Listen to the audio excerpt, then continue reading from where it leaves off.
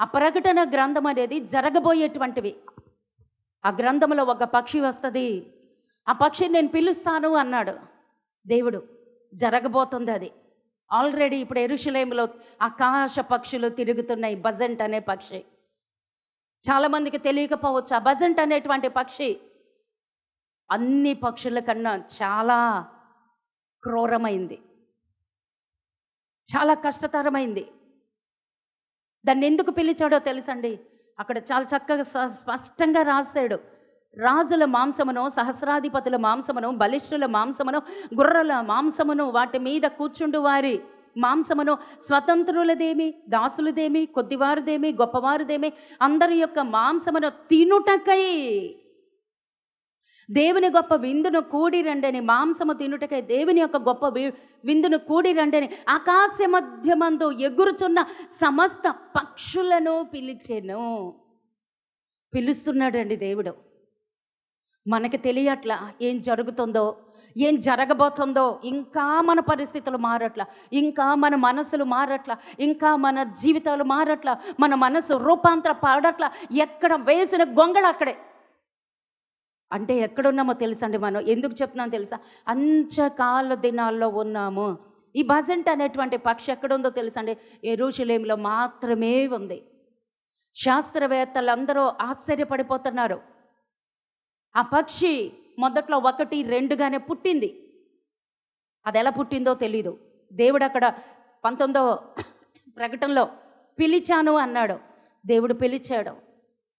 ఆ పుట్టిని అక్కడ, ఆ పుట్టినవి సంతాన అభివృద్ధి కలుగుతుంది. సంవత్సరానికి ఒక పక్షినే పెట్టేది ఒకప్పుడు. తర్వాత ఇప్పుడు సంవత్సరానికి 12 పక్షులు పుడుతున్నాయండి. అవి ఎందుకు పుడుతున్నాయి? వాటి ఆహారం ఏంటి? మనుషులను తినటానికి, మనుషుల మాంసమును భుజించటానికి, గుర్రముల మాంసమును భుజించటానికి దేవుడు ఏర్పాటు చేశాడు. ఎందుకు అంటే 3వ యుద్ధం జరగబోతోంది. ప్రపంచ యుద్ధం జరగబోతోంది.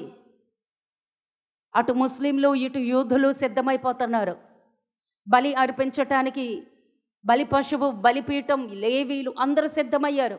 మరి మనం ఎంతవరకు సిద్ధంగా ఉంటున్నాం? అన్నీ సిద్ధమైపోయినాయండి. 3వ మందిరం కట్టడానికి కూడా సిద్ధమైపోయారు. బజెంట్ అనే పక్షి కూడా సిద్ధమైపోయింది. ఎందుకు? తినటానికి, మనుషుల కళేబరాలు తినటానికి. ఈజీగా తీసుకోవద్దమ్మా క్రైస్తవ జీవితాన్ని. ఏదో అలవాటు ప్రకారంగా మందిరానికి రావటం అస్సలు క్వశ్చనే లేదు.